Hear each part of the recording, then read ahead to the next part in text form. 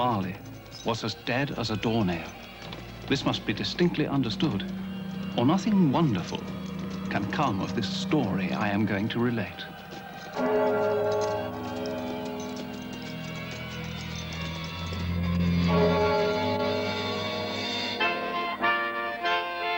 On Christmas night all Christians sing to hear the news the angels bring. On Christmas night all Christians sing to hear the news the angels bring.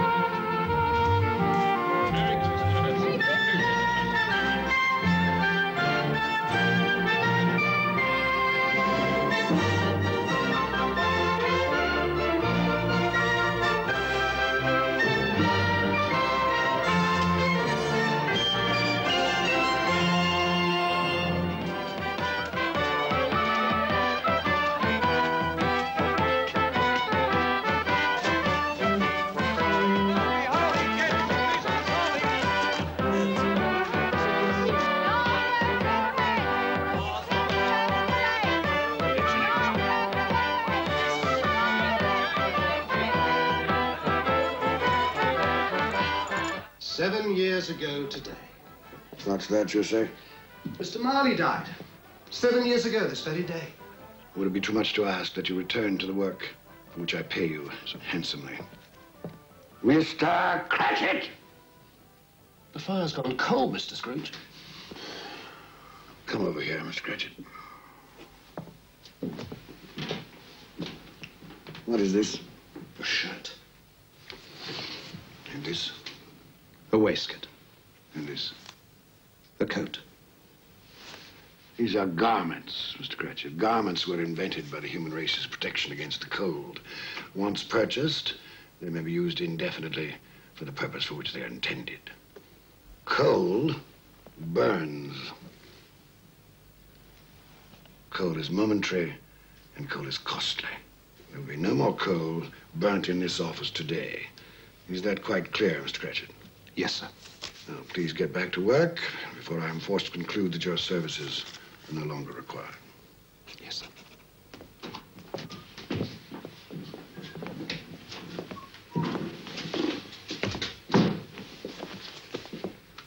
Merry Christmas, Bob Cratchit. And the same to you, Mr. Fred.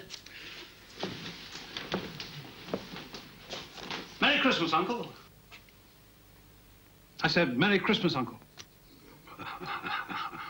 Humbug. Christmas a humbug, Uncle. Surely you don't mean that. I do. What's Christmas but a time for buying things for which you have no need, no money? Time for finding yourself a year older, not an hour richer. If I could work my will, every idiot who goes about with Merry Christmas on his lips should be boiled in his own pudding and buried with a stake of holly through his heart. Come now, Uncle. Nephew, you keep Christmas in your way and let me keep it in mine. Keep it, but you don't keep it. Let me leave it alone, then.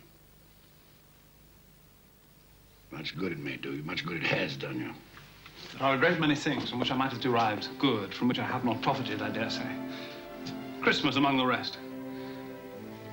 But I've always thought of Christmas time when it comes round as a good time, a kindly, forgiving, charitable time. A time when men and women seem by one consent to open their shut-up hearts freely to their fellow creatures. And so Uncle, though it has never put a scrap of gold or silver into my pocket, I do believe that it has done me good And I say, God bless it.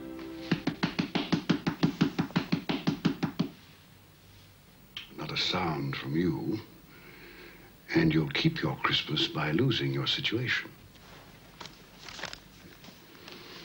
You're quite a powerful speaker, sir. I wonder you don't go into Parliament. Please don't be angry, Uncle. Come, dine with us tomorrow. Dine with you? I'd see myself in hell for it. It would be a great joy to me. And to my wife. Yes, your wife. I'm told she brought very little to the marriage. A poor girl, I understand. I love her. And she loves me. Love. Good afternoon, nephew. I want nothing from you. I ask nothing of you. Why can't we be friends? You are wasting my time. I'm sorry to find you so resolute. We've never had a quarrel, so far as I know. And so I shall keep my good humor. And wish you a Merry Christmas. Goodbye. And a Happy New Year. How's that fine family of yours, Lord Cratchit?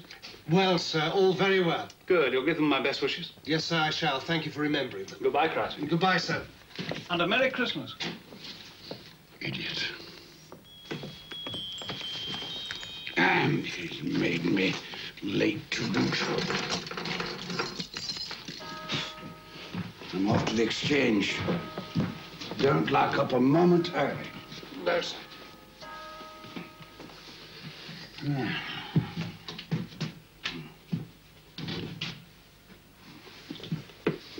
You'll want all day tomorrow, I suppose.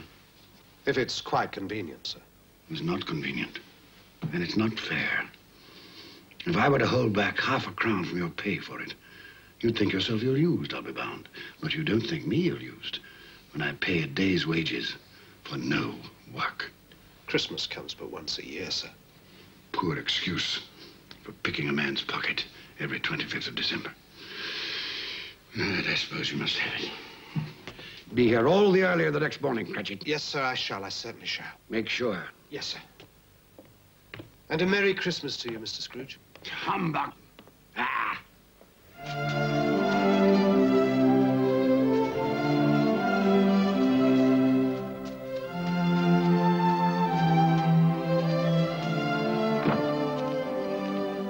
Merry Christmas, Mr. Scrooge. Don't beg on this corner, boy. I'm not begging, sir. I'm Tim Cratchit. I'm waiting for my father. Tim Cratchit, huh? Well, then you'll have a long wait, won't you? Thank you, sir. Humbug.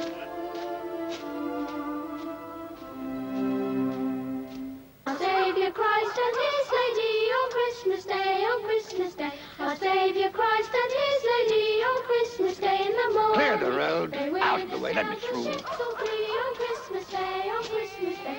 They with the sail the ships so free on Christmas Day in the morning. His reason weeping and his shop and sorrow all His pay.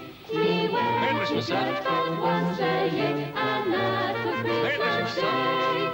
So grant us all a change of heart, rejoice for their return. Pray peace on earth to all mankind, God bless us everyone. The 18th of January, the 18th of January. Any open market? Any open market? Buying here, buying. Hi, Ebenezer. We were afraid you weren't coming. It's almost closing, sir. Well, I'm here, aren't I? I said you'd be here. Didn't I say, Ebenezer Scrooge, you'd be here? I knew you'd change your mind. Right, I have changed my mind. Oh, good, then you'll take our bid. The price has gone up. Gone up? But that's not possible. If you want my corn, gentlemen, you must meet my quote, plus 5% for the delay. It's outrageous, Scrooge. You'll be left with a warehouse stuffed with corn. Well, that's my affair, isn't it? But if we pay your price, our bread will be dearer. The poor will suffer. Buy the corn someplace else. Good day, sir. Scrooge, a moment. We'll take your corn at the price you quoted yesterday. Too late. If you wait until tomorrow, it'll cost you another 5%. Damn it, Scrooge, it's not fair. No, but it's business. I'll give you a moment to make up your minds.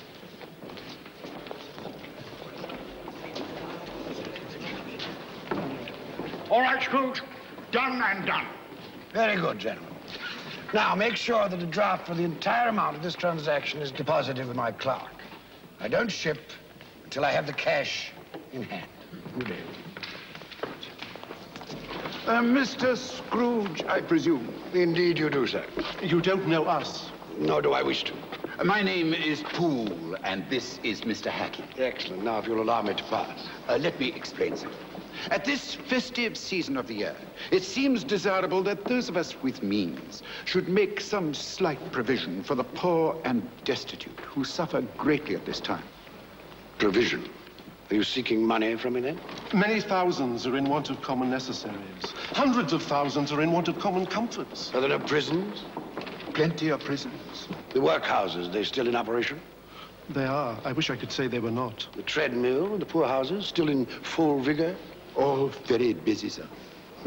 I was afraid from what you said that something had stopped them in full force. A few of us are endeavoring to raise a fund to buy the poor some meat and drink, and food and warmth. What can we put you down for, sir? Nothing. You wish to be anonymous? I wish to be left alone. Since you asked me what I wish, gentlemen, that is my answer. I don't make merry myself at Christmas, and I can't afford to make idle people merry. My taxes help to support the public institutions which I have mentioned, and they cost enough. Those who are badly off must go there. Many can't go there, and many would rather die. If they would rather die, perhaps they had better do so, and decrease the surplus population. Surely you don't mean that, sir? With all my heart. Now, if you will go about your business, gentlemen, and allow me to go about mine.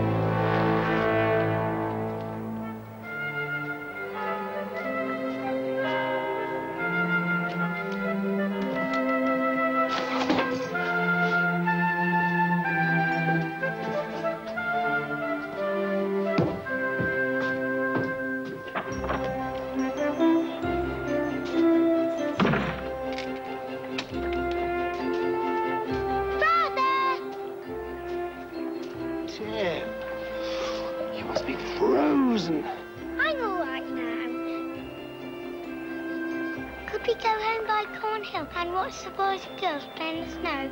Of course we can. Tim, I'm to have the whole day off tomorrow. We'll be together, the whole family, for the entire day. Hurrah for Christmas, the best day of the year. He strode for silver in his heart and gold in all his days. His reason weak, his anger sharp, and sorrow all his pain. Look. They're having such fun, Father. Where are you? Go and get it. You'll be there one day, playing with the other children. I'm quite sure I will. I feel I'm getting stronger every day.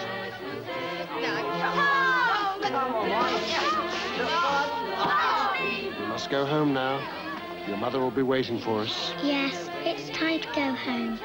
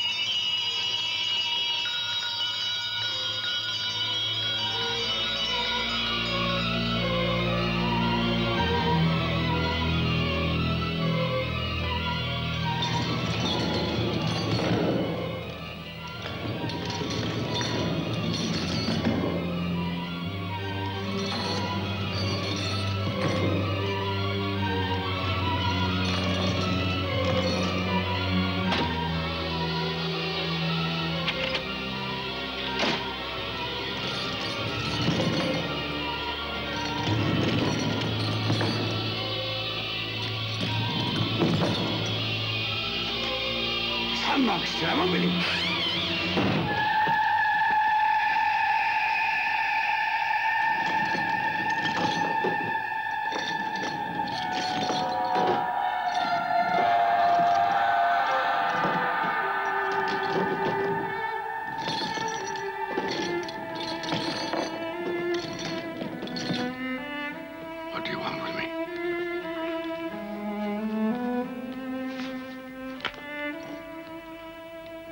Much. Who are you? Ask me who I was. You're particular for a ghost. Who are you then? In life, I was your partner, Jacob Marley. Can you sit down? I can. Well, do it then.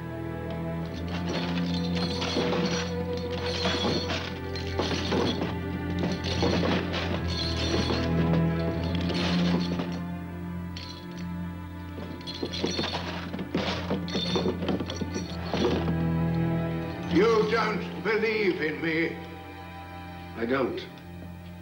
What evidence would you have of my reality beyond that of your own senses? I don't know. Why do you doubt your senses? Because a little thing affects them, a slight disorder of the stomach. There might be a bit of bad beef, a blot of mustard, a fragment of an underdone potato. There's more of gravy than of grave about you, whatever you are. Humbug, I tell you, humbug!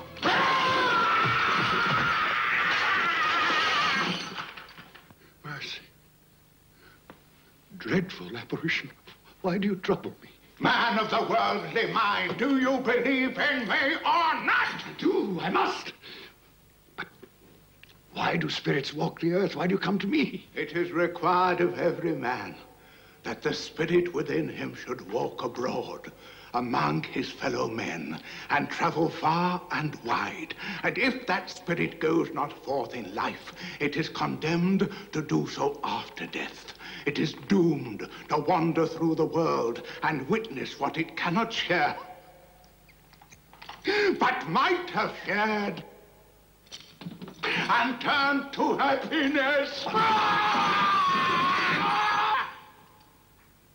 The chain. Tell me why. I wear the chain I forged in life. I made it link by link and yard by yard. Is its pattern strange to you? Or would you know the weight and length of the strong coil you bear yourself? It was as full, as heavy, and as long as this 7 Christmas Eves ago, you have labored on it since. It is a ponderous chain. I see no chain. Mine were invisible until the day of my death, as yours shall be. Tell me more. Speak. Comfort to me. I have none to give. My spirit never walked beyond our counting house. In life, my spirit never roved beyond the narrow limits of our money-changing hole. No doubt of that. You always were a good man of business. Business? Mankind was my business. The common welfare was my business. Charity, mercy, forbearance, and benevolence were all my business. The dealings of my trade were but a drop of water in the comprehensive ocean of my business. I'm sorry for you, Jacob. Is there anything I can do for you? For me? Nay, it is too late. But I have come for your sake, Ebenezer. Have you? Well, you always were a good friend. As part of my penance, I have been sent to warn you. And so you have? And to offer you a hope and chance of escaping my fate. You will be haunted by 3 spirits. 3 spirits? Is that the chance and hope you mentioned? It is. Well, in that case, I think I'd rather not. Expect the first tonight. when the bell tolls one. Couldn't they all come at the same time, Jacob, and have it over? Expect the second on the stroke of 2. The third, more mercurial, shall appear in his own good time.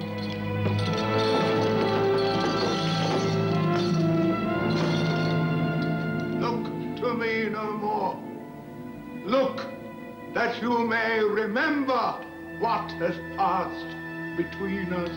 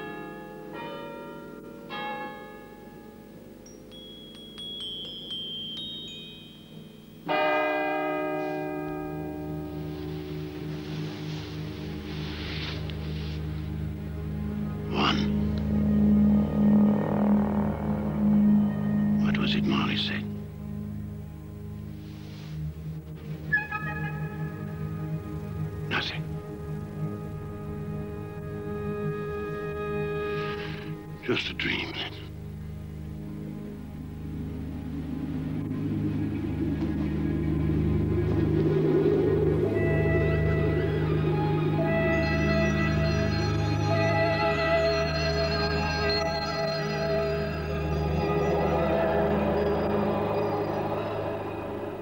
Are you the spirit whose coming was foretold to me?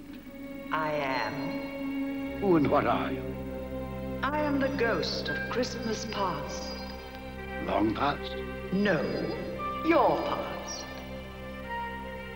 Perhaps you would do me the favor of placing upon your head that cap which you hold in your hand. I bring the light of truth. Would you use this cap to put it out? I beg your pardon, I had no intention of offending. What business brings you here? It is for your welfare that I appear. I can think of no greater welfare than a night of uninterrupted sleep. Be careful, Ebenezer Scrooge. I speak of your reclamation. Well, if it's reclamation, then let's get on with it. Come.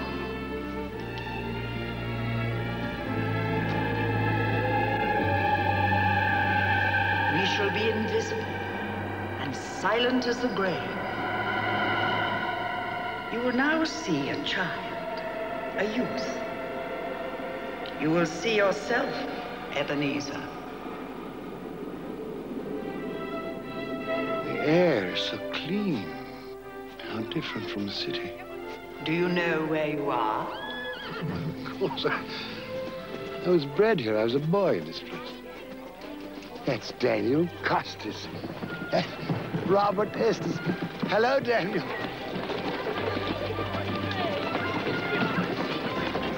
The big one there, that's David. Tyler, David! Look here, it's Ebenezer. I told you, Ebenezer. They can't hear you. How happy they all seem. That's right, they do. Yes, well, it's time to move on. Come along, Ebenezer. You know the way. I could walk it blindfolded. Your school. I remember. And it's Christmas Day. There's a boy in there, neglected. The boy is deserted by his friends and his family. His mother is dead. His father holds him a grudge. Why does his father hold him a grudge? She died in childbirth. His birth. Weep for the boy, if the tears will come. He has his friends, even on this day. From his beloved books. His Ali Baba. Dear old honest Ali Baba. And the Sultan's groom, turned upside down with a genie. But not a real child to talk to. Not a living person. Robinson Crusoe, not real. And Friday, and the parrot, with green body and yellow tail, not real. He made do, this boy. Let us see another Christmas Day. When you were a youth. Fan. Fan! Dear, dear brother! I've come to bring you home, dear brother. To bring you home. Home.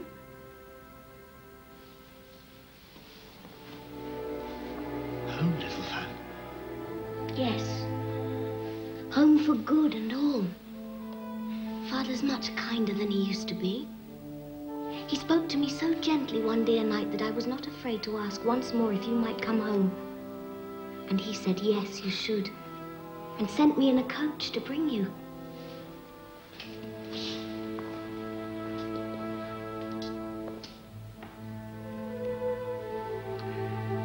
You're quite a woman, little Fan.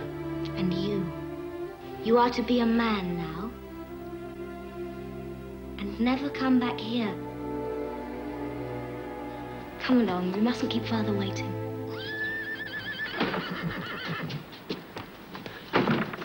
Father! There, boy, down. Stand still now. Let me look at you. They haven't been overfeeding you, that's certain. I've grown, I think. Yes, most boys do. Fan has told you won't be moving back here. Yes, sir. It's time you made your way in the world. I've arranged an apprenticeship for you. You'll move into Mr. Fezziwig's establishment in 3 days' time. 3 days, Father? I'd hoped we'd have my brother home for longer. Longer? 3 days is quite long enough for both of us. Don't you think, Ebenezer? Yes, sir. Quite long enough. You finished back there? All safe and secure, sir. The carriage, Fan. On our way. Into the carriage, mine.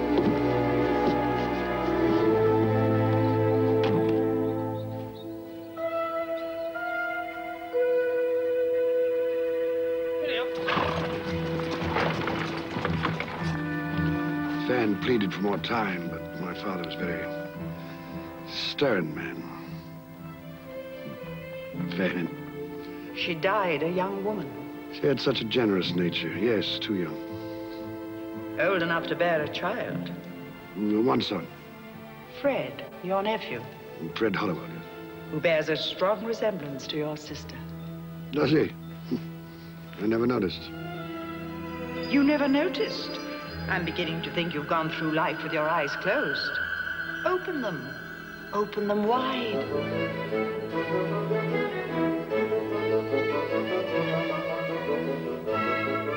You know this man? It's old Fezziwig. Hmm? Oh, yes, my dear. Would you ask Mr. Pudding to refer that matter to Mr. Scrooge? Eh? Thank you, my dear. And you know this place? No, was I not apprenticed here? Pay attention, everybody. Dick, Ebenezer, pens down. No more work tonight, boys. It is Christmas Eve. So, Close those litters down, Ebenezer and Dick. Clear away in here, everybody. We need the room. Here we go, lad. You'll enjoy yourself tonight, Master Ebenezer. That is an order. Yes, sir, I'll try. Well, put your heart in it. You put enough of yourself into your work, and I've nothing but praise for the way you've discharged your duties. But you're young, eh? There's more to life than bolts of cloth and musty old ledgers, eh? It's Mrs. Fezziwig and the 3 daughters and their suitors. Happy Christmas to you all. Well, I had forgotten how beautiful she was.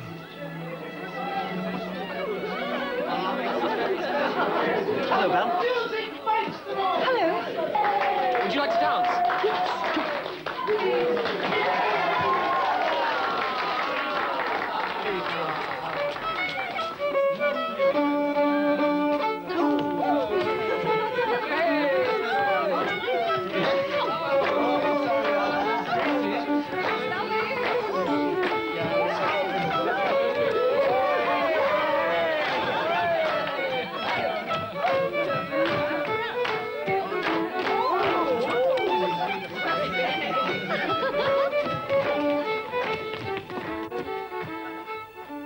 Since you danced, Ebenezer?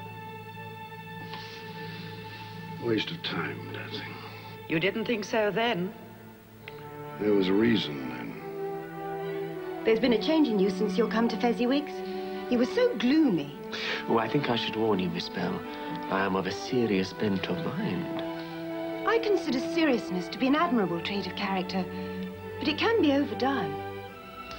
I should take heed of your advice, ma'am, and go through life with a grin on my face.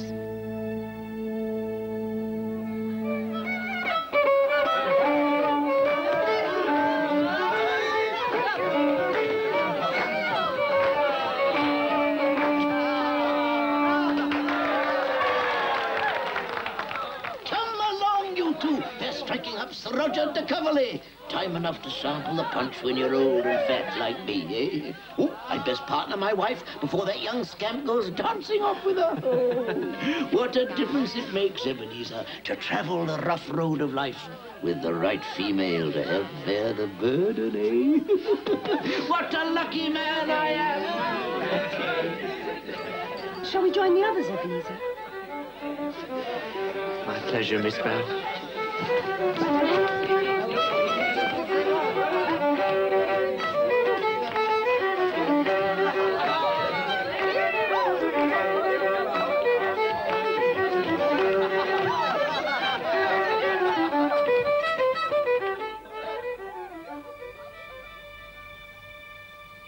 Old Fezziwig, a silly man. Silly? Why silly? What did he do, after all, to deserve the praises of those apprentices? Spent a few pounds, danced like a monkey, beamed a great smile. Well, the happiness I gave was quite as great as though it had cost £1,000. Just small things.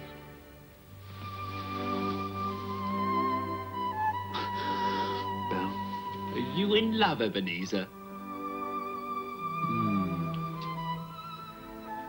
The thought had occurred to me. She's too good for you. One day, when I've made my fortune, then I'll deserve her. It was a night never to be forgotten. Never. But you did forget, often. No? Look, another Christmas Eve, delayed by the pressure of business. Do you remember?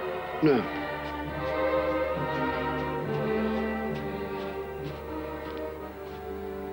Hello, Belle. Now do you remember? Sorry I'm late. I thought you might not come. I know how busy you are. Well, the time of year and the nature of my business, it's important now that I use my time and opportunities wisely. Another idol has displaced me. What idol has displaced you? A golden one. All your hopes have merged into a master passion, profit. The thought of money engrosses you. Perhaps I've become wiser. But I've not changed towards you. Our contract is an old one. It was made when we were young and our prospects limited. How often I've thought of those times. If there had been no understanding between us, would you seek me out and try to win me now? A dowerless girl with nothing but myself to bring to a marriage. You have no answer. You think I would not then? Oh, Ebenezer, what a safe and terrible answer. So characteristic of the careful man. Ebenezer, I release you. You are a free man. I let you go with a full heart. May you be happy in the life you have chosen.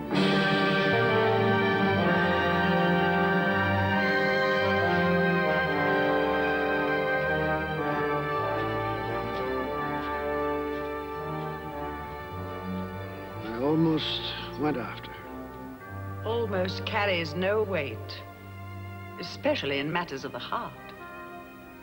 And you did have a heart, didn't you, Ebenezer? Why didn't you follow her?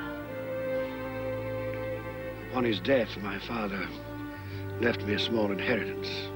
Belle wished to be married, insisting that we could get along on very little. But I wanted something more for both of us. So I lent out that money, laid the foundations for financial success, which I have achieved, I may add. Congratulations. Well, thank you not to sneer. Spirit, show me no more. Conduct me home. You have explained what you gained. Now I will show you what you have lost. Belle. Yes, Belle. And those are her children. Oh, darling, he's wonderful, isn't he? Oh, Lord, what a brood.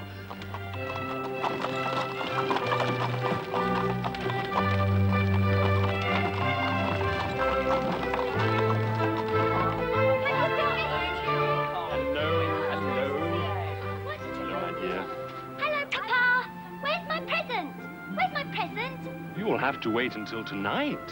All of you. Presents on Christmas Eve, as usual. Fancy. It might have been mine. The same thought occurred to me. I saw an old friend of yours in the city this afternoon. Who was it? Guess. I can't. I don't know. Ebenezer Scrooge. Mr. Scrooge it was. I passed his office window and it was not shuttered. He had a single candle lit upon his desk. His partner, Jacob Marley, lies on the point of death, I hear. And there he sat, Ebenezer Scrooge, alone. Quite alone in the world, I do believe. Poor Ebenezer. Poor wretched man. Spare me your pity. I have no need of it. They can't hear you. And as for you, I've had enough of your pictures from the past. Leave me. Haunt me no longer. Truth lives. Truth lives.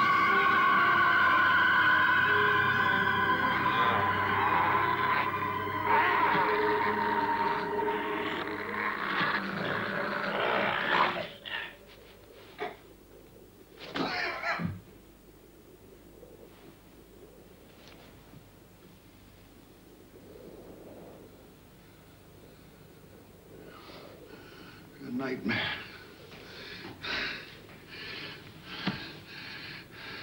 Horrible nightmare.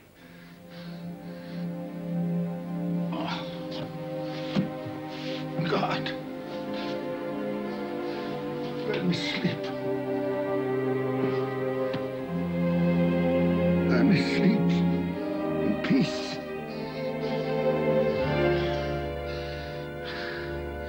Peace.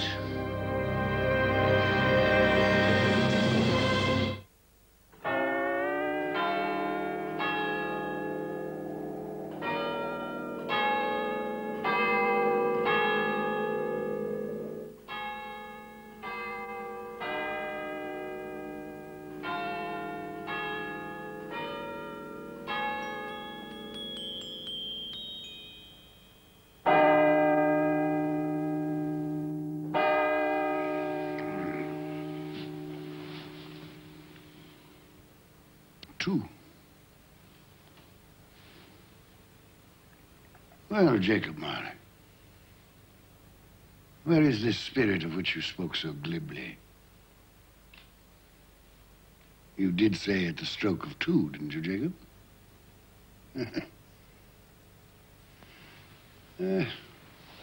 Mistaken in death, as you were in life, old partner.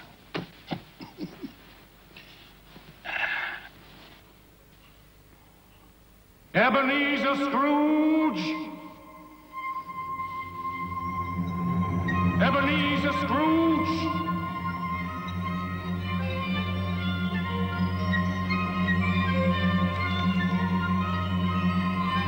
Come in! I intend to.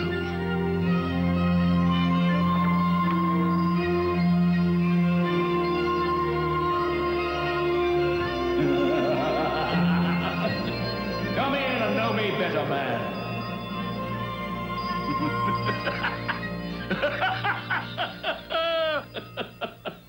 You've never seen the likes of me before, eh? It's quite true, I have not. You never walked forth with any of the younger members of my family? No, not that I remember. Nor any of my elder brothers born these later years? I'm afraid not, no. Do you have many brothers, Spirit? Over 1,800! Tremendous family to provide for. Take hold of my robe, Ebenezer Scrooge.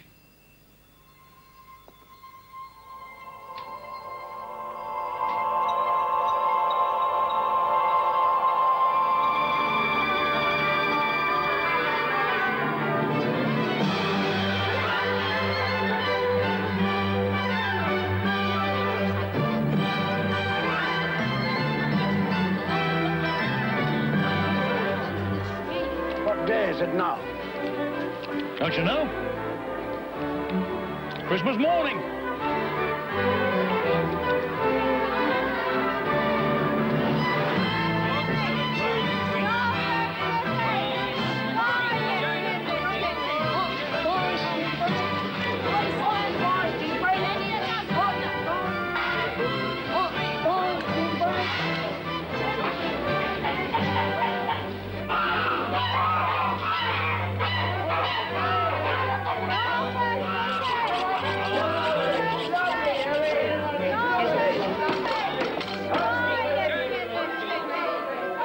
There's a lot of buying, isn't there? Oh, Ebenezer, is that all you can see? Follow me, and I'll show you to what good use these wares can be put. Is there some peculiar power which emanates from your torch? Oh, yes. There is.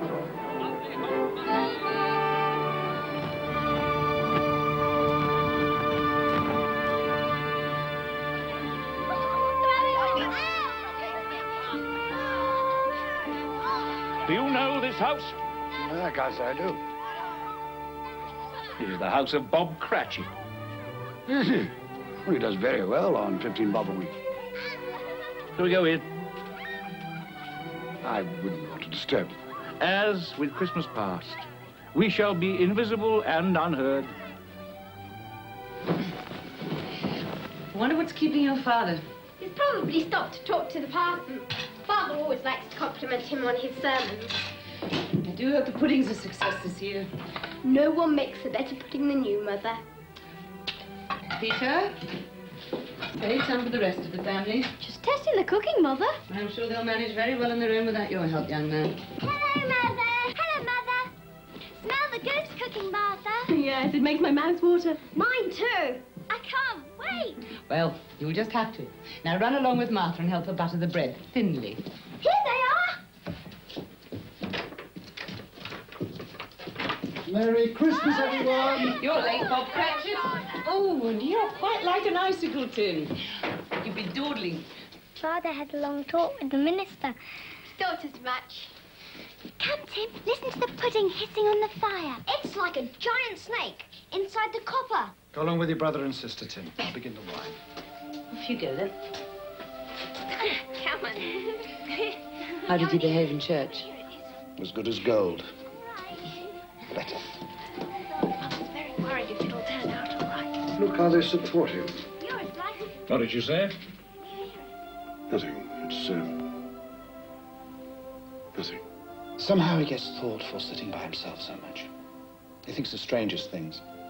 He told me coming home that he hoped that the people in church saw him because he was a cripple, and that it might be pleasant for them to remember on Christmas Day who it was that made lame beggars walk and blind men see. It seems to me that Tim is getting stronger every day, that his limbs are growing, that he's in better spirits, it seems to me. Yes, Bob. I'm sure you're right. He is getting stronger. Well, we're all here. That's the important thing. Belinda, help me with the goose.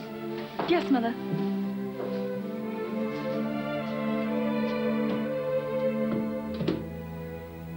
Peter, I have some good news for you. I met by chance this morning at church a fine gentleman, Fred Hollywell by name. He's a nephew of our own Mr. Scrooge, and he remembered that I have a son coming of working age, and he told me that he had a position open starting at 3 shillings and 6pence every week. 3 shillings and 6pence every week? So, if you are agreeable, you may start work on Monday next. Now I can begin to help you and Mother. More important, you shall be embarking on a fine career. To start a boy at 3 and 6pence a week. Hey, it's typical of my nephew. No wonder he's never been able to put by a penny. Perhaps he's put by more than money. Fred? He's doing this to spite me, you know. Employing the son of my employee at an exorbitant wage.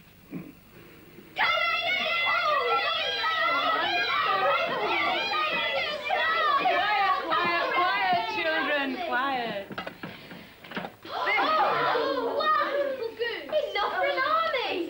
Chris, Mother, you've outdone yourself. Is it all right, then? Hurry, Father, cut the goose. I can't wait.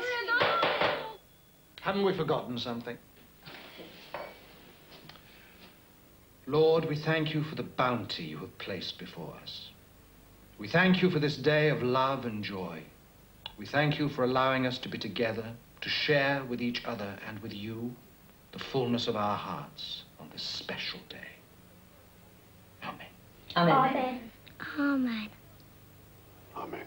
What? You say something? No. No. Well, I thought I heard you. No, I said nothing.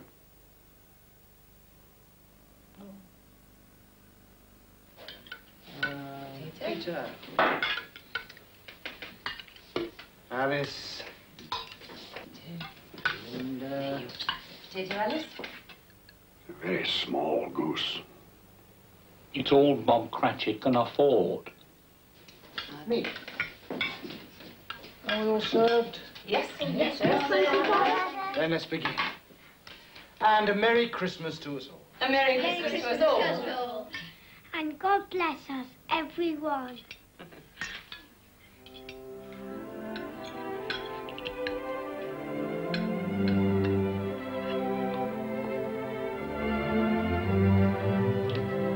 Tell me, Spirit, will he live? I see a vacant place at this table. I see a crutch without an owner, carefully preserved. If these shadows remain unaltered by the future, the child will die. No, say he will be spared. If these shadows remain unaltered by the future, none other of my species will find him here. But if he is to die, then let him die, and decrease the surplus population. You use my own words against me. So perhaps in the future you will hold your tongue until you have discovered what the surplus population is and where it is. It may well be that in the sight of heaven you are more worthless and less fit to live than millions like this poor man's child.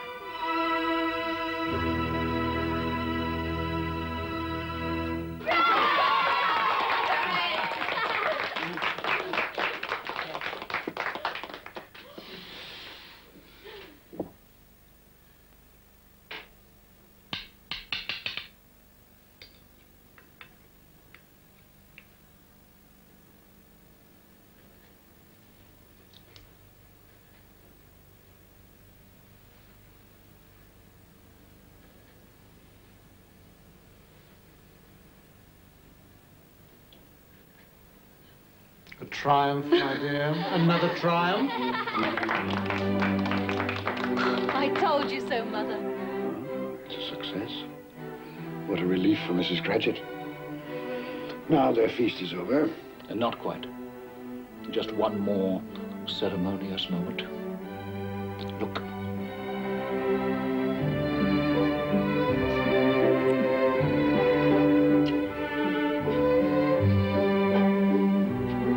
Now, I would like to propose a toast to Mr. Ebenezer Scrooge, the founder of our feast. Mr. Scrooge.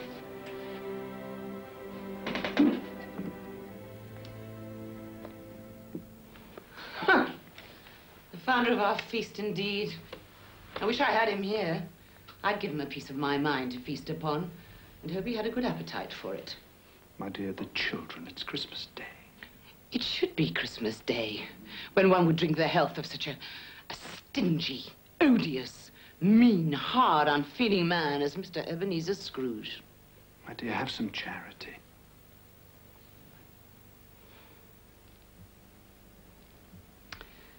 Oh, well. I'll drink his health, for your sake, and the day's sake, but not for his. Long life, Mr. Ebenezer Scrooge. A Merry Christmas and a Happy New Year. I've no doubt his Christmas will be very merry, and he'll be very happy. Mr. Scrooge. Mr. Scrooge. Mr. Scrooge. Mr. Scrooge. Mr. Scrooge. Mr. Scrooge.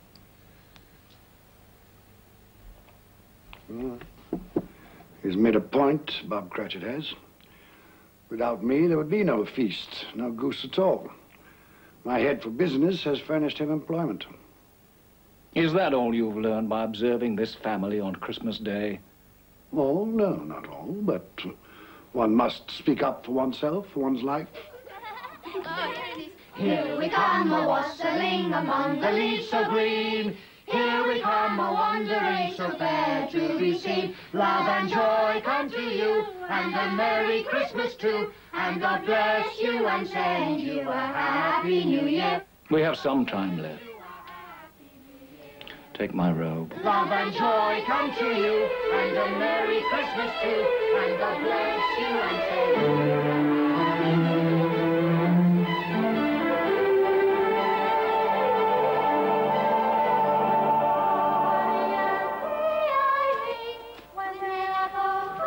Where are we now? Just a street. Any street. This house. We'll go in here. Think it might amuse you. I'm in no mood to be amused.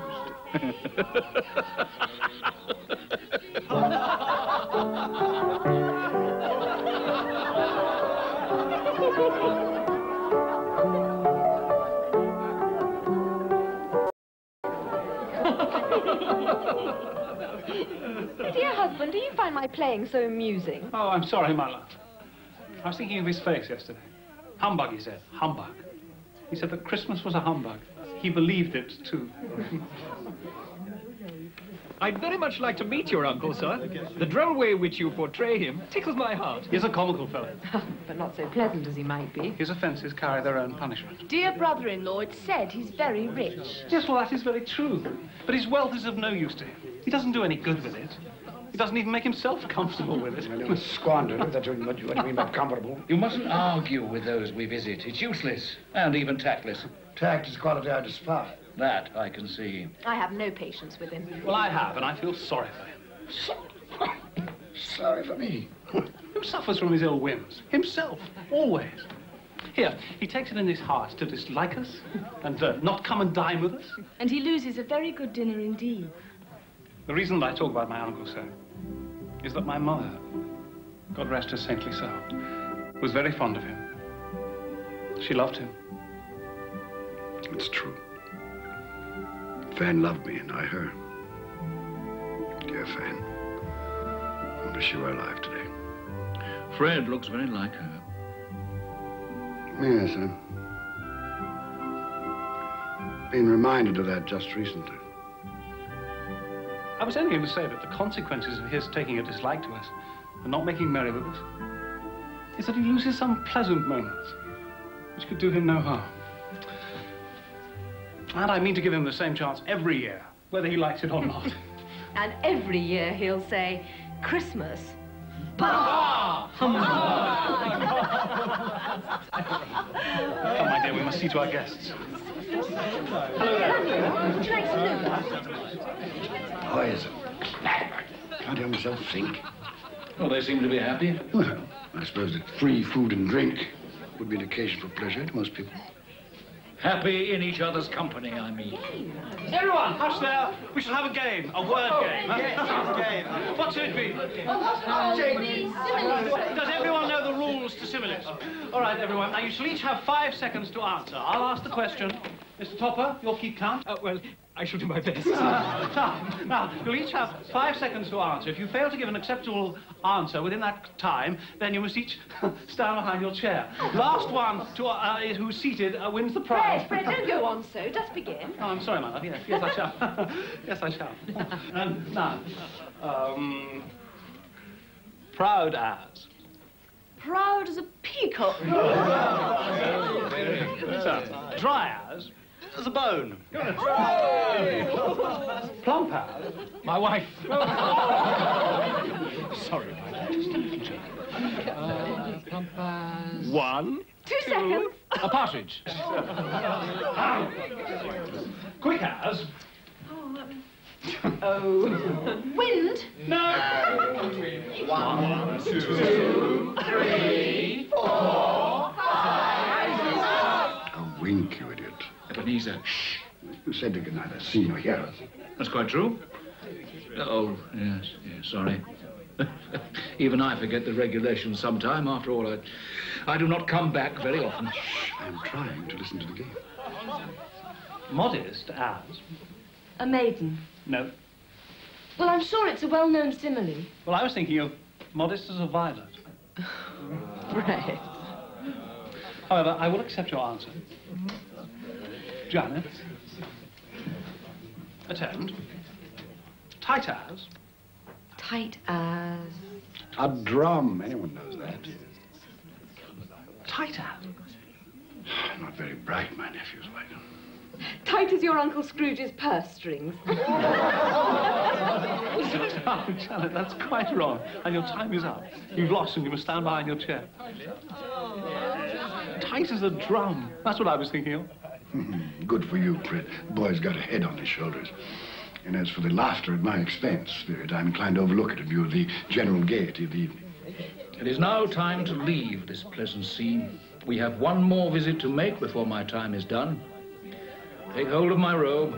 Sly as. A fox. Yes. Red as. Red as a rose. Yeah.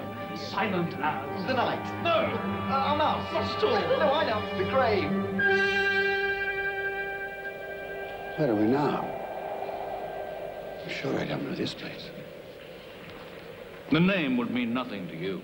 It's a place, like many in this world.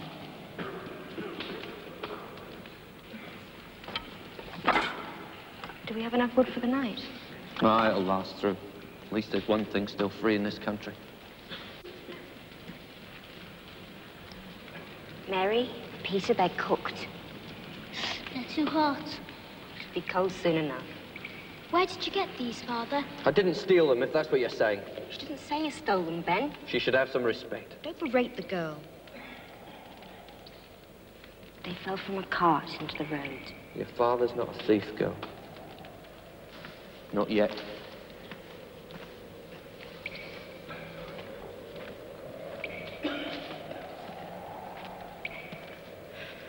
Why are these people out here?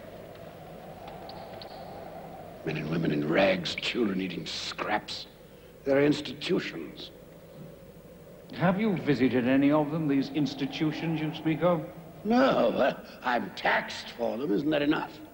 Is it?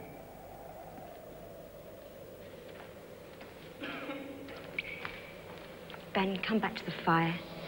Look at these hands, Meg. They're hard hands. They've done hard work. I want to work. I want to have bread for my children. It's not right that there's no work. We're together, Ben. That's the important thing. I love you, Meg. I love the children. Tomorrow, take the children and go to the parish poorhouse. No. No. I'd rather we all drowned in the river than go to one of those places and be separated forever. Until I get work. No. Ben, we're a family. We stay together. Come. Come back to the fire. Come.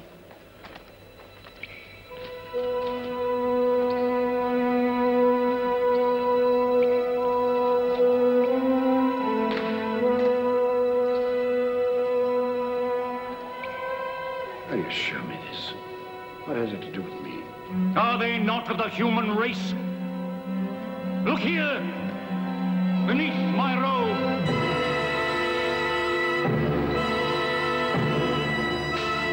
Look upon these.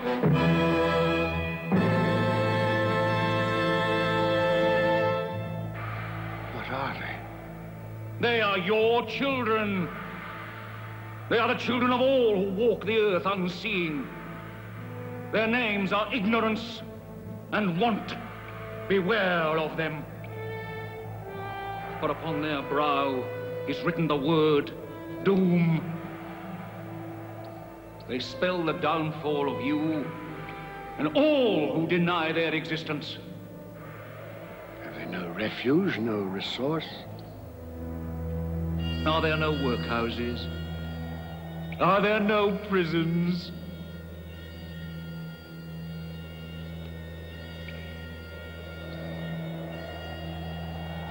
Cover them. I do not wish to see them. I thought as much. They are hidden. But they live. Oh, they live. Well, time has come for me to leave you, Ebenezer Scrooge. Leave? Leave me here? Oh, yes. Well, you cannot. Take me back to my bed. It's too late. It's cold. The place is strange. Don't leave me.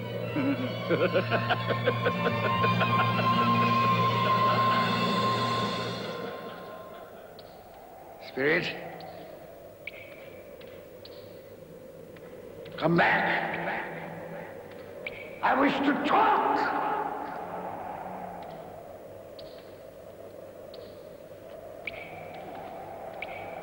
Perhaps I have made a mistake here and there. Talked too quickly about matters to which I gave no great thought. Very well, we'll have a give and take. Come to some meeting of the minds. That I'm a reasonable man. Spirit! Have pity on me. Don't leave me.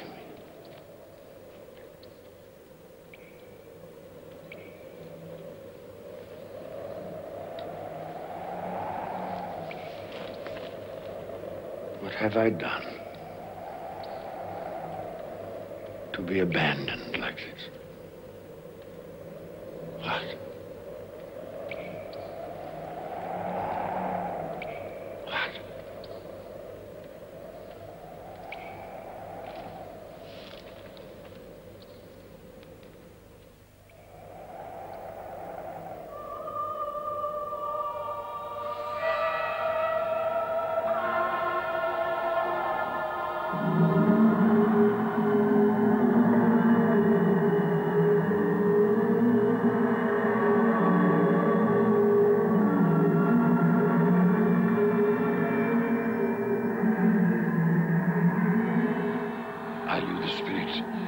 Jacob Marley foretold would visit me.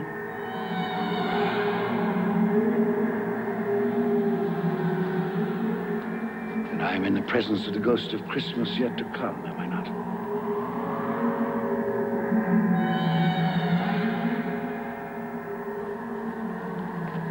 You're about to show me the shadows of the things that have not happened, but will happen in the time before us. Is that so?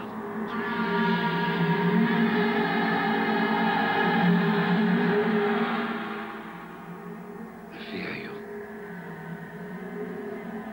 More than any specter I've seen.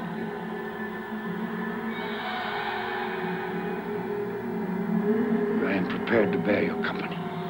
Will you not speak to me? Lead on. Night is waning fast. Time is precious to me.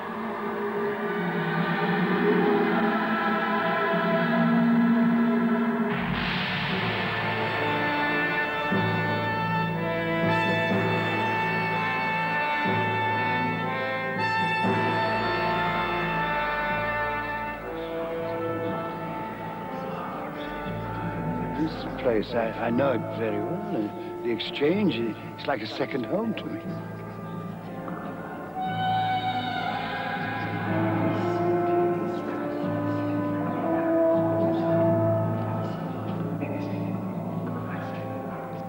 No, I don't know much about it either way. I only know he's dead. When did he die? Last night, I believe. What happened to his money? Left it to his company, perhaps? Who else did he have? It'll likely be a very small funeral, supposing we volunteered and form a party. I'll go if lunch is provided, but I insist on being fed for the time I'll waste. Have these men no respect for the dead? I should go, I suppose. After all, we did considerable business together. Well, I must go and find the price of corn. Goodbye. How was I privy to that conversation? What purpose could it have for me?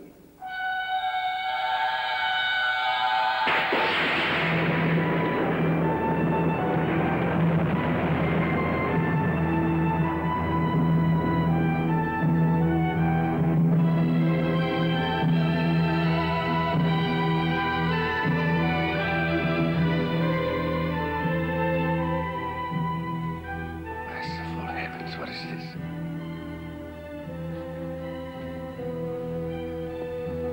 Spirit. This is a fearful place. I wish to leave it.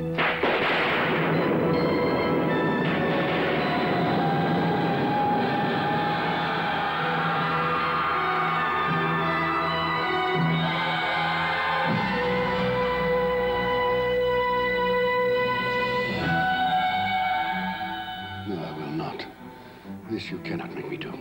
I say I understand you. That is sufficient to the moment.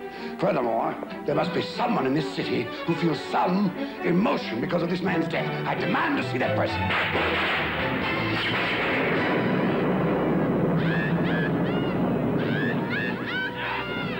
This is a most foul part of town. We must have made a mistake, taken a wrong turn.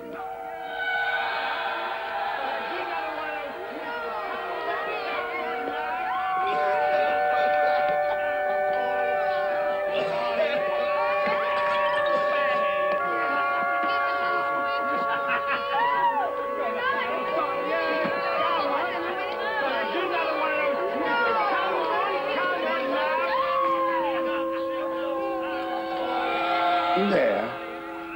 I have no business to transact in there.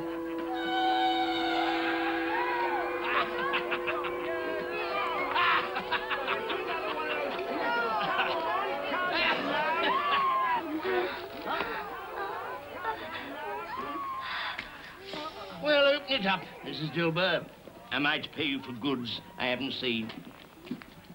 You'll not ask me how I came by these. Every person has a right to take care of himself. That's my motto. Well, he always did. And who's the worse for the loss of a few things?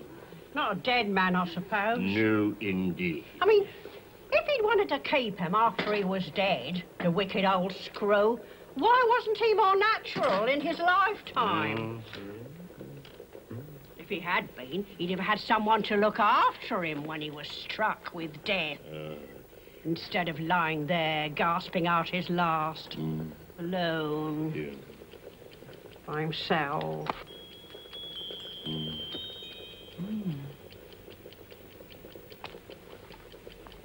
Those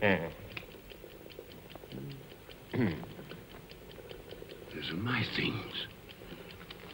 She's stolen my things. I'll have her before a magistrate.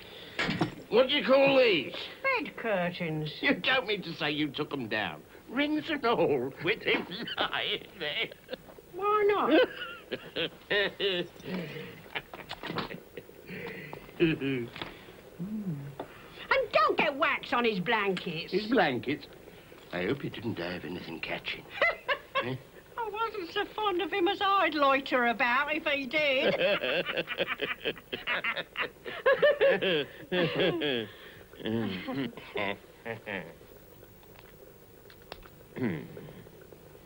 Well, what's your offer then?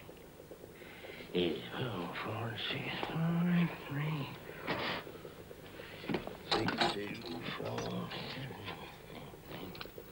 Those are not my things. Yes, they are similar, but the person she speaks of, that could not be me.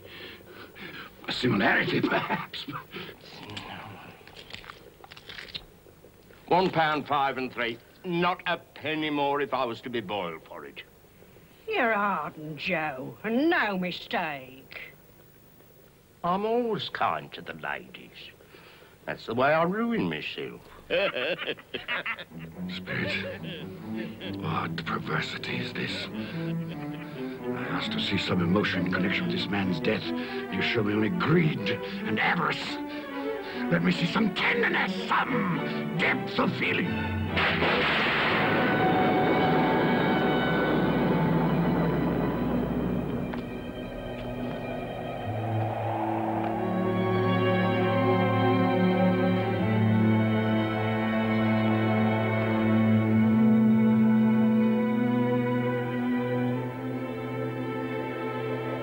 Must be some confusion. Your fellow spirits brought me here earlier. Very well. You're devilish hard to have a conversation with. Suffer the little children to come unto me, and forbid them not, for such is the kingdom of God. Verily I say unto you, whosoever shall not receive the kingdom of God as a little child, he shall not enter therein. This colour hurts my eyes.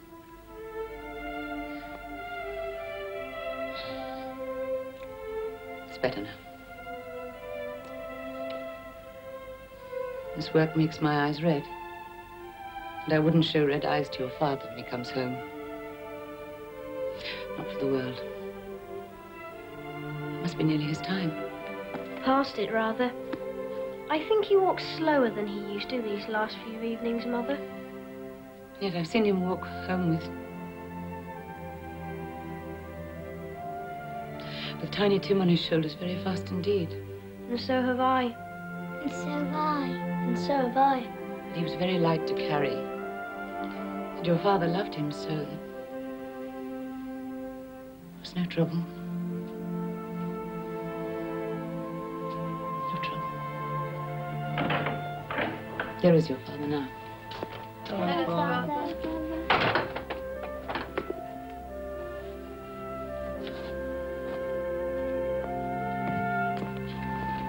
Hello, my dear. Hello, my dear ones. Hello, Father. You're late. We were worried about you. I'm glad you're home, Father. I am, too. You've become quite a little harmful. The reason that I'm late is because I walked by there today. Today? I couldn't keep away. It's so quiet and green. You shall see it on Sunday. We shall all go on Sunday. I promised him that every Sunday I would walk. My little child. My little child. Father, please don't grieve so. No, I'm sorry. I have all of you. A blessing to be thankful for. Do you know who I saw in the street today? Mr. Scrooge's nephew, Fred. And he greeted me in his usual cheerful way. And he saw that I was a little sad. He asked me what was distressing me. And when I told him, he said that he was heartily sorry for it. And, Brothers, Tim is part of all of us. And for his sake, we must go on living. So long as we love one another, he will always be alive. Yes, of course, Mattie. But however and whenever we are parted from one another, I'm sure that none of us will ever forget poor Tiny Tim. No, never. And when we recollect how patient he was, and how mild, although he was but a little child, I'm sure that we will not easily quarrel among ourselves. I am a happy man. I am a truly happy man. I asked for tenderness and depth of feeling, and you've shown me that. There's nothing more I need see. Take me home.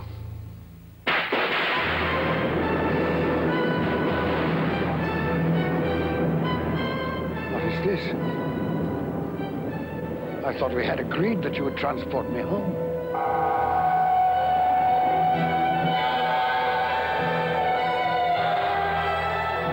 Inspector, something informs me that the moment of our parting is at hand. I know it, but I know not how. Tell me, what man was that whom we saw lying dead?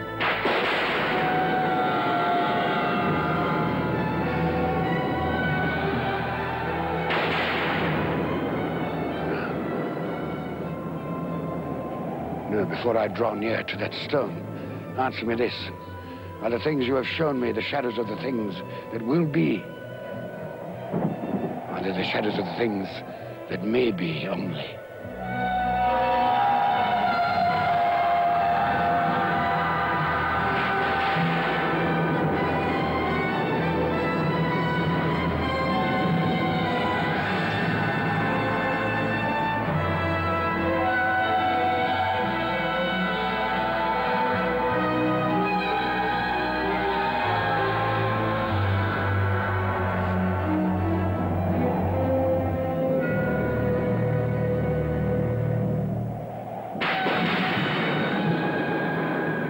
Men's courses will foreshadow certain ends. I accept it.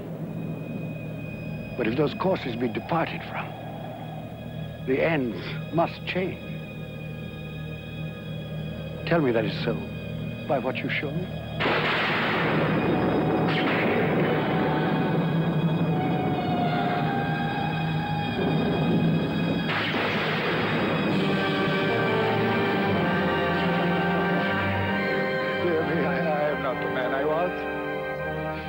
I will not be the man I must have been but for this visitation. Why show me this if I am past all hope? Good Spirit, your nature intercedes for me and pities me. Say that I may change these things by an altered life. I will honor Christmas in my heart and try to keep it all the year. I will live in the past, present, and the future. The spirits of all three shall strive within me. I will not shut out the lessons that they teach. Tell me. Tell me that I may sponge away the writing on this stone.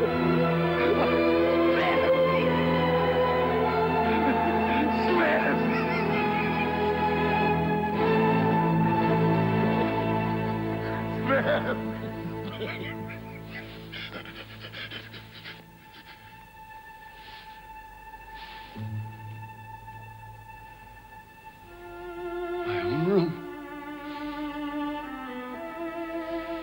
I'm alive. Oh, thank you, Spirit. I will keep my promise. I will live in the past, present, and the future. The spirits of all three will strive within me. Oh, heaven and Christmas time be praised for this. I say this on my knees, Jacob Marley. On my knees.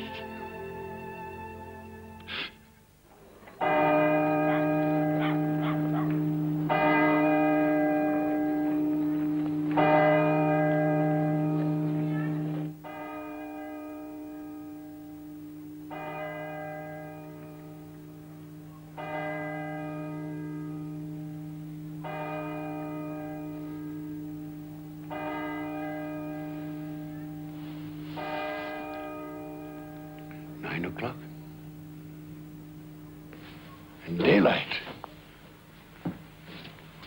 But what day? Hello, you there, boy. Me, sir? Yes, you, my good fellow. What day is today? Today? Why, it's Christmas Day, of course. Christmas Day. I haven't missed it. The spirits did it all in one night. Well, they can do anything they like. Of course they can. Hello, my fine fellow. Hello. Do you know the poulterers in the next street but one, on the corner? I should hope I did. Intelligent boy, remarkable boy. Do you know if they've sold the prize turkey that was hanging there? What, the one as big as me? Delightful boy. Pleasure talking to you. Yes, the one as big as you. It's hanging there now. Well, go and buy it. Yes, go and buy it and bring them round so that I may tell them where to deliver it. Come back with the man, I'll give you a shilling. Come back in less than 5 minutes, I'll give you half a crown.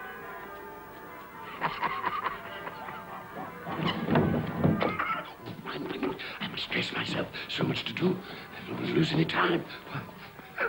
I was light and the better. I'm as happy as an angel. I'm as merry as a schoolboy. I'm as giddy as a drunken man. Merry Christmas to everybody, and a Happy New Year to the world!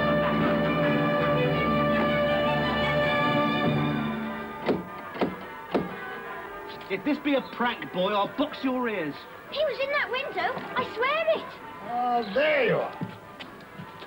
This boy here says you wish to purchase this turkey here. Yes, quite right. Here's your half-crown for a service well rendered. Thank you, sir.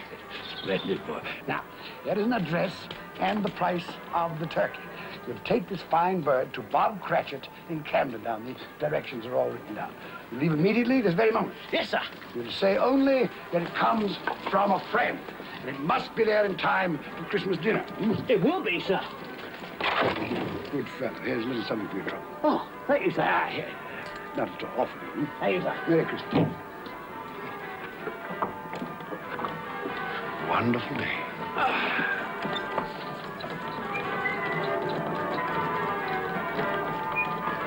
So grant us all a change of heart. Good morning. Merry Christmas to you.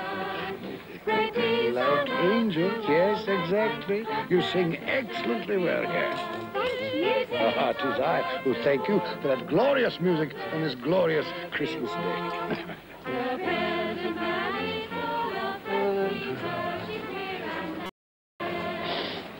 Good morning. Oh, gentlemen, good morning. Merry Christmas to you. Mr. Scrooge. Yes, that is my name. I fear it is not pleasant to you. Allow me to beg your pardons, and please accept my pledge to the poor and needy for... Lord bless me. My dear Mr. Scrooge, are you quite serious? If you please, and not a farthing less. There are a great many back payments included in that, I assure you. What can I say to such generosity? Don't say anything. But dear sir... Will you come and see me? We will. Oh, we will indeed. I'm very much obliged. Thank you 50 times. Thank you, sir. Bless you. Thank you. The orphans and widows will be right.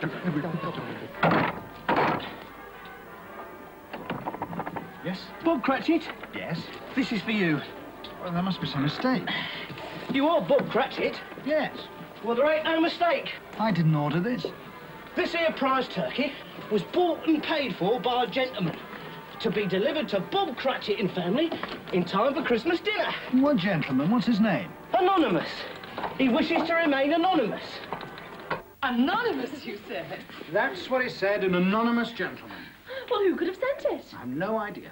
Perhaps it's a mistake. That's what I thought. It's got our name and address on it, though. What should we do then? I say we cook it and eat it and have the best Christmas feast we've ever had in our lives. And I say, Mrs. Cratchit, what a splendid idea. And God bless us all, everyone. And God bless us all, everyone.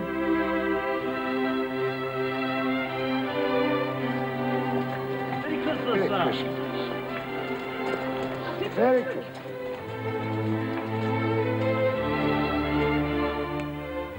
Oh, Fred. Oh, it's much too expensive. But do you like it? Oh, I love it. Oh, it's the most beautiful thing I've ever seen. Well then, it belongs upon your wrist, my darling. Merry Christmas. Oh, Fred, I do love you. Oh, and not just for this. I know. I know. Well, who can that be? Well, no one's expected this, have they?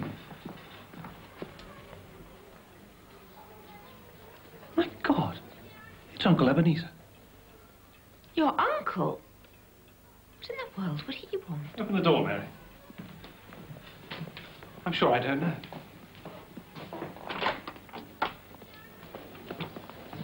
Fred. Uncle Ebenezer. May I come in? Yes, come in. Please. Thank you. Do come in. Good afternoon, madam. Merry Christmas to you. Merry Christmas to you. Oh, Uncle Ebenezer, this is my wife, Janet. Janet, this is Uncle Ebenezer. It's a pleasure. More like a surprise, wouldn't you say? Well, that, too. Well, that's quite true. Quite honestly, it is a surprise. When we spoke yesterday, you made it quite clear, it seemed to me, at least, that you had no intention of accepting my annual invitation. I made other things clear, too, didn't I, Fred? That Christmas was a humbug, a waste of time and money. A false and commercial festival, devoutly to be ignored. Yes, basically that was it. Well, I've come for 3 reasons. First, to beg your pardon for the things I said about Christmas.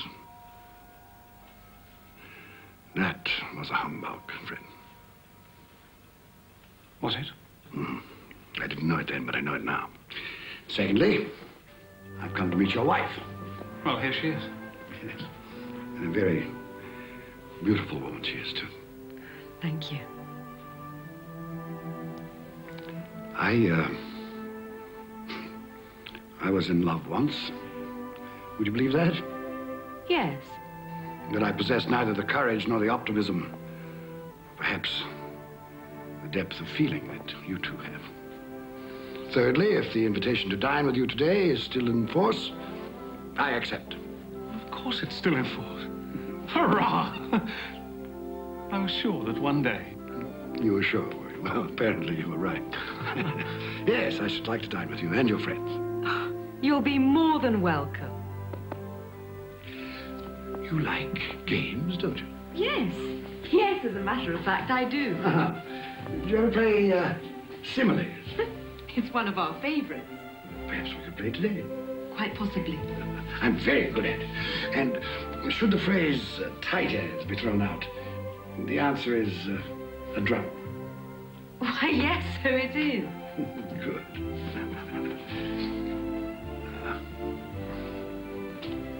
You'll forgive me for saying this, but I see the shadow of my sister in your face. I loved your mother, Fred. For a time there, I forgot just how much I loved her. Perhaps I chose to forget. Well, now, if it isn't too much trouble, I should like to sample some of that punch fruit you're so famous. Of course. You've made us both very happy, Uncle Ebenezer. Have I? Yes. God forgive me for the time I wasted.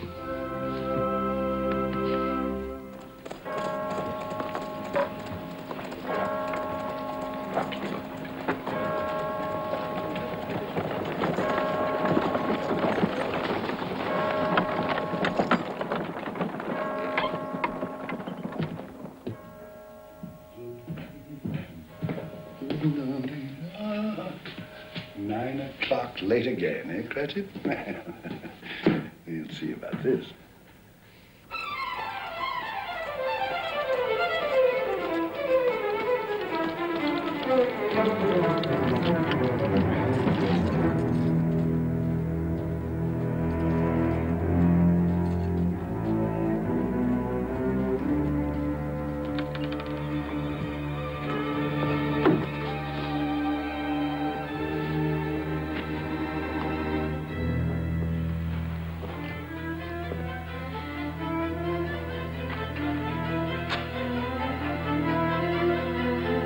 Mr. Cratchit? Yes, sir.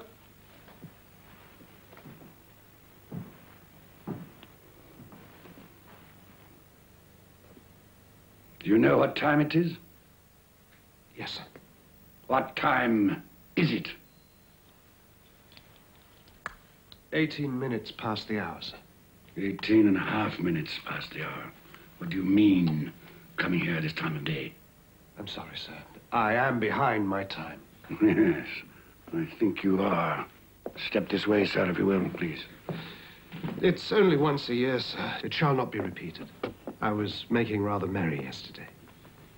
Well, I'll tell you, my friend, I'm not going to stand for this any longer. Therefore, I am going to double your salary. Double my salary, sir? Yes, Bob.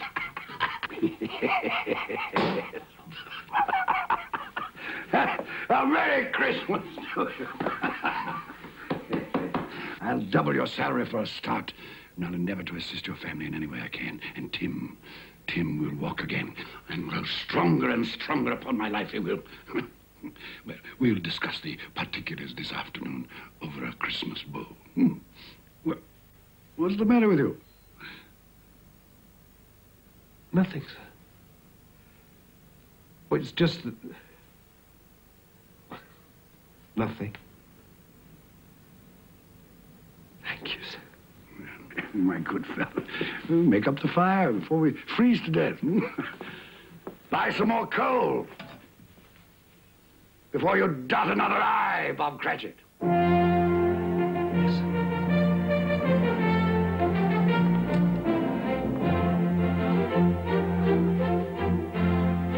Ebenezer Scrooge was better than his word. He became as good a friend, as good a master, as good a man as the old city knew. And to Tiny Tim, who did not die, he was a second father. It was said of Ebenezer Scrooge that he knew how to keep Christmas well, if any man alive possessed the knowledge. May that be truly said of us, and all of us. And so, as Tiny Tim observed, God bless us, every one.